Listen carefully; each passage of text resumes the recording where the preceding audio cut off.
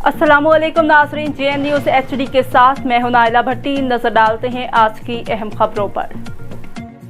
कराची मलीर से नवाज सरगानी की रिपोर्ट के मुताबिक मलीर के इलाके गुलशन हदीद में दयार हबीब मस्जिद के सामने मेन चौराहे पर जुमा नमाज के बाद सुन्नी एक्शन कमेटी और सुन्नी तंजीमात की जानिब से महंगाई और के इलेक्ट्रिक की तरफ से भेजे हुए ज़ालिमाना बिल्स के खिलाफ सख्त एहतजाज किया गया।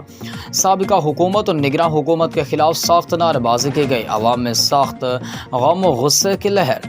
एहतजाज को खिताब करते हुए गुलाम मौलाना अकरम सईदी, डॉक्टर इमरान घुम्मन, गुलाम फैज़ अहमद, गुलाम नबी खटक, हाफिज़ वकार मुस्तफ़ा और दीगरान ने खिताब करते कहा कि साबिका हुकूमत हो या निगरान हुकूमत, सब मिलकर गरीब आवाम का खून चूसने में लगे हुए हैं।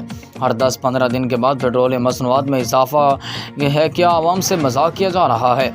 आवाम को चाहिए कि अब इन गटों को बचाने पहचाने, जिसके 10-12 लाख तनख्वाह है, उसकी बिजली गैस नौकर चाकर सब कुछ फ्री, मजदूर बमुश्किल 800 रुपये दिहाड़ी लगाता है, उसके घर में 10-10 हज़ार बिजली के बिल भेजे जा रहे हैं। आवाम खुदकुशियाँ करने पर मजबूर हैं। हुकूमत का काम है कि गरीब आवाम को रिलीफ देना, मगर यहाँ तो आवाम की खाल उतारी जा रही है। मुल्क को लूटने वालों की खैर नहीं। मज़ीद अब को जुल्म बर्दाश्त नहीं किया जाएगा और हम मुतालबा करते हैं कि बिजली और पेट्रोलियम मसनूआत की कीमतों को कम करके आवाम को रिलीफ दिया जाए। खुदारा आवाम के ऊपर कुछ रहम करो। हुक्मरान और कुफर की हुकूमत चल सकती है, जुल्म की हुकूमत नहीं चल सकती।